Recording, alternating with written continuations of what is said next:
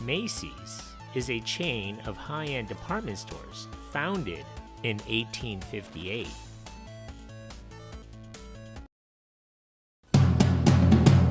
It's Macy's biggest one-day sale of the season this Saturday with a preview Friday. Get the lowest prices of the season with early morning specials until 1 p.m. Like kids puffer jackets, $14.99. Dockers discontinued style, just $19.99. 1-carat diamond studs for $799. Also, this 5-pair set of semi-precious earrings, only $29.99. That's a big start. Macy's biggest one-day sale this Saturday, preview Friday.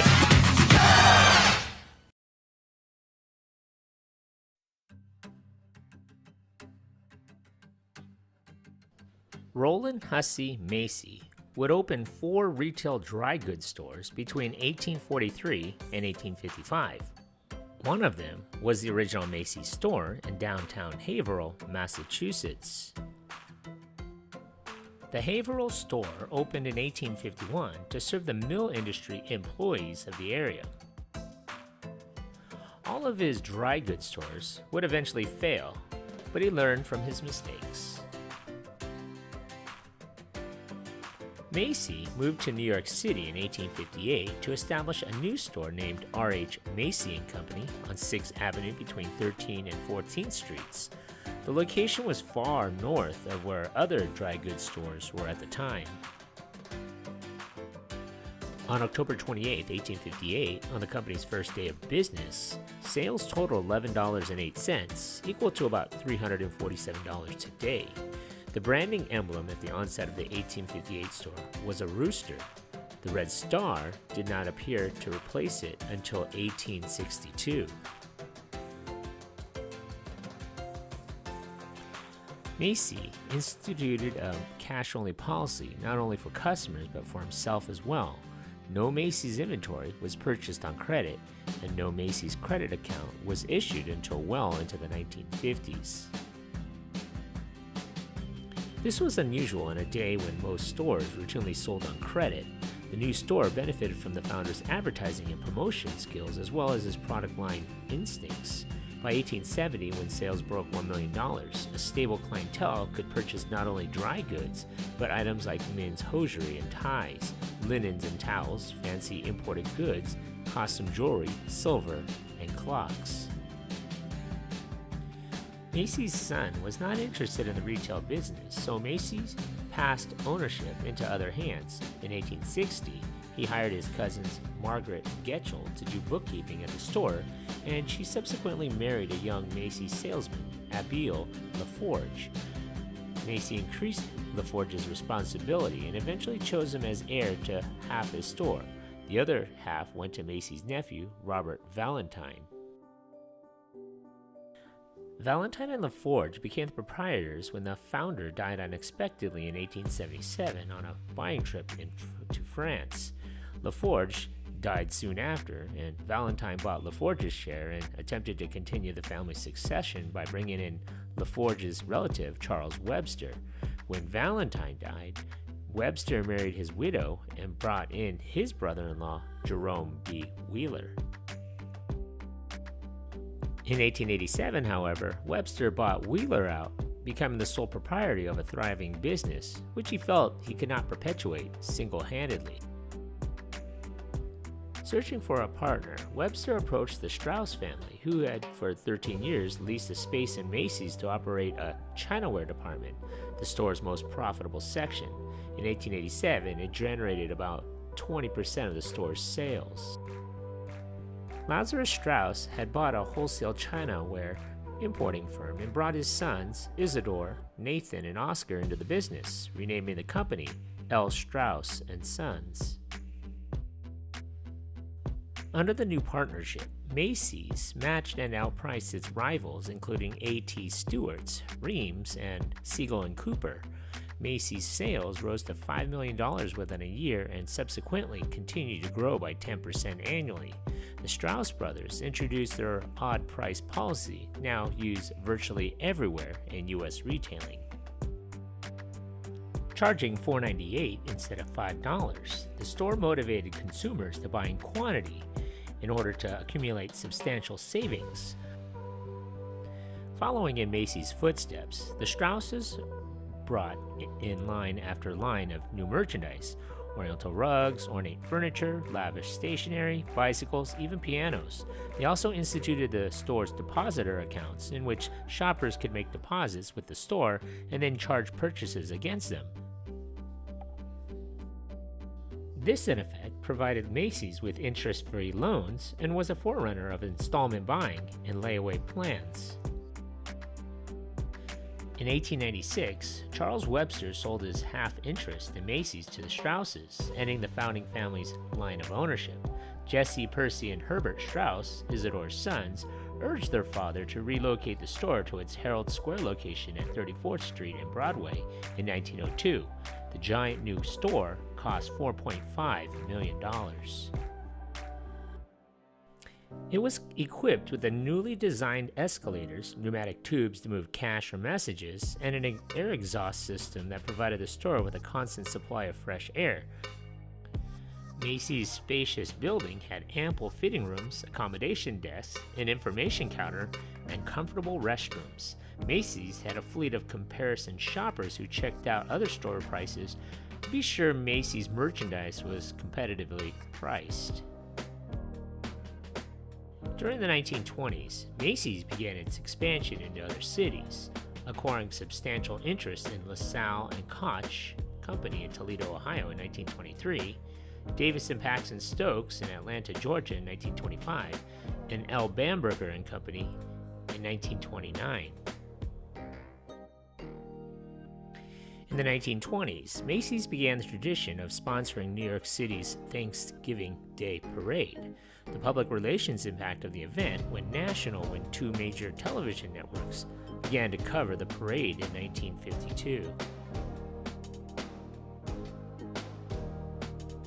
Throughout the 1940s, Macy's would expand through acquisitions. They would acquire O'Connor, Moffitt and Company in San Francisco in 1945 and John Taylor Dry Goods Company in Kansas City in 1947. O'Connor and Moffitt was renamed Macy's San Francisco in 1947 and later becoming Macy's California, and John Taylor was renamed Macy's Missouri, Kansas. Macy's was among the first to print the price of the goods in newspaper advertisements and offer money-back guarantees if customers were unsatisfied with their purchases. Macy's also introduced then revolutionary products to the New York City market, such as the tea bag, come on, let's keep this clean, the Idaho baked potato, and colorful bath towels.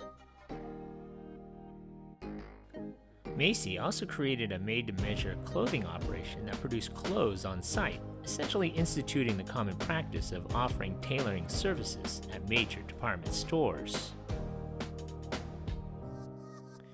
By the late 1940s, Macy's was not only the world's largest store, but also the United States' largest department store chain. Edward Finkelstein, a manager hired by Macy's in 1948, would lead the company into an entirely new phase. Finkelstein was instrumental in the turnaround of one of Macy's acquisitions known as Bamberger's. Finkelstein came to Bamberger's in 1962 to step up its growth using new customer-oriented merchandising. Instead of buying whatever suppliers offered, Bamberger's bought the top of the line in any group of goods and featured that in their most glamorous displays Bamberger's customers had ever seen. The technique garnered notice not only within Macy's, but from top executives of other chains as well. A complex individual who could be willful and autocratic, Finkelstein nevertheless had a flair for showmanship and innovation. He pioneered the cellar, a bustling format in the store for dinnerware, kitchen gadgets, and food, first at Macy's San Francisco flagship, and subsequently at the Herald Square flagship in Manhattan. He developed a stable of private brands such as INC International Concepts and Charter Club that became industry models. His innovations ranged from Macy's cellar and the Petites business to realizing that distinctive shopping bags could be walking advertisements and that private label merchandise could be critical to differentiating other stores. More importantly, he both appreciated the heritage and saw the potential. As head of the New York store, which was in danger of being shut down because of declining sales, Mr. Finkelstein spent $15 million to restore the ground floor to its original grandeur, including its escalators burnished wood. To polish the store's image, he brought back Macy's 4th of July fireworks. Buoyed by his success, Mr. Finkelstein in 1986 joined with nearly 400 of his executives to take control of Macy's in a leveraged buyout for $3.6 billion in order to prevent a hostile takeover. This subsequently led to a takeover battle for Federated Department Stores, Inc., but in 1988, he lost to Canada's Campau Corporation. As part of its settlement with Campau, Macy's purchased Federated California-based fashion-oriented Bullocks and its high-end Bullocks Wilshire and I. Magnin divisions. On January 27, 1992, due to heavy borrowing, incurring debt from its two acquisitions, more competition, bloated inventories, and more importantly, the recession, Macy's filed for bankruptcy. The banks brought in a new management team, which shut several underperforming stores, jettisoned 2/3 of the luxury I. Magnin chain, and reduced Macy's to two divisions, Macy's East and Macy's West. In January of 1994, Federated Department Stores made a move to acquire Macy's when it bought almost $5 million of Macy's debt. Federated owns several department store chains including Abraham & Strauss, Jordan Marsh, The Bon Marché, Riches & Goldsmiths, Stearns, Lazarus, and Macy's major competitor, Bloomingdale's. For 7 months, Macy's officials resisted Federated's efforts to purchase it, hoping to instead turn the company around on their own. However, the company's efforts to climb out of bankruptcy were proving inadequate. Despite cost-cutting measures and new marketing initiatives, it was unable to return to profitability. In July of 1994, the company yielded to Federated, agreeing to be acquired and filing a joint reorganization plan. The Macy's Federated merger created a true retail giant. The combined companies laid claim to more than $13 billion in revenue, 11 department store chains, and more than 300 stores in 26 states. So if you've made it this far into the video, thanks.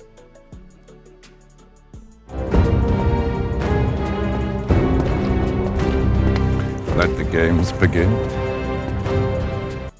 Federated began rolling several of its smaller chains into the two large Macy's East and Macy's West divisions to streamline operations and avoid intercompany competition. On October 11, 1995, Federated bought Broadway Stores, Inc. and its California-based Emporium Capwell, Wine Stocks, and Broadway chains. Federated subsequently announced plans to merge the organization's 83 Emporium, Wine Stocks, and the Broadway locations with Macy's West/Bullocks and rebrand all of them with the Macy's moniker in early 1996. Macy's changed the nameplate of these three chains and Bullocks to Macy's, or in some cases turning locations into Bloomingdale's. Federated also merged its Abraham & Strauss, Jordan Marsh divisions with the new Macy's East organization based in New York, renaming the Abraham & Strauss stores in metropolitan New York with the Macy's nameplate in 1995, and then erasing the Jordan Marsh moniker in New England in early 1996. In 2001, Federated dissolved its Stearns division in the New York metropolitan area, with the bulk of the stores being absorbed into Macy's East. Additionally, in July of 2001, it acquired the Liberty House chain, with department and specialty stores in Hawaii and Guam, consolidating it with Macy's West.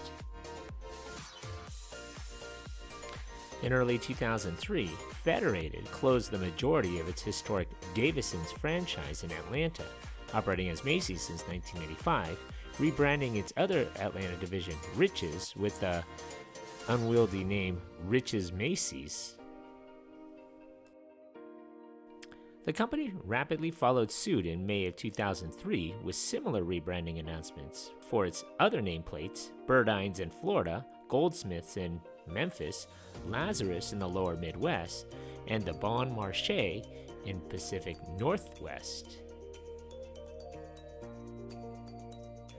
On March 6, 2005, the Bon Macy's, Burdines Macy's, Goldsmith Macy's, Lazarus Macy's, and Rich's Macy's stores were renamed as simply Macy's, the first two as the new Macy's West and Macy's Florida divisions respectively, and the latter three as part of the Macy's Central division.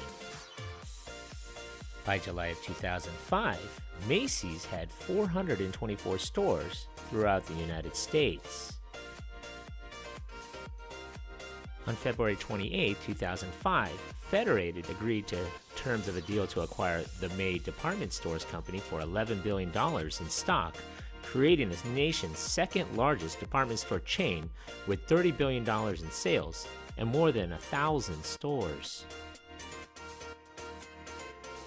On July 28, 2005, Federated announced, based on the success of converting its own regional brands to the Macy's name, its plans to similarly convert 330 regional department stores owned by the May Company to the Macy's nameplate. In addition, Federated sold off three former May chains, David's Bridal, Lord & Taylor, and Priscilla of Boston. This name change included Marshall Field's, Kaufman's, Famous Bar, Filene's, Foley's, Hex, the Jones Store, L.S. Ayers, Meyer & Frank, Robinson's May, and Strawbridge & Clothier chains.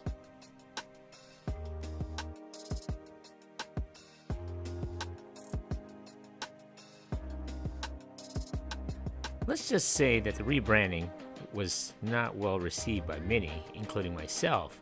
Iconic names like Marshall Field's and Kaufman's, who had been around for decades, simply changed literally overnight. On June 1st, 2007, Federated Department Stores changed its corporate name to Macy's Group Inc. Macy's Group Inc., operating under the Macy's and Bloomingdale's nameplates, began to close stores in 2015. With declining sales and weak holiday spending, Macy's would close 140 stores between 2015 and 2018. By February of 2019, Macy's Inc. was operating 867 stores, including Macy's, Backstage, Bloomingdale's, Bloomingdale's Outlets, Blue Mercury, and Story.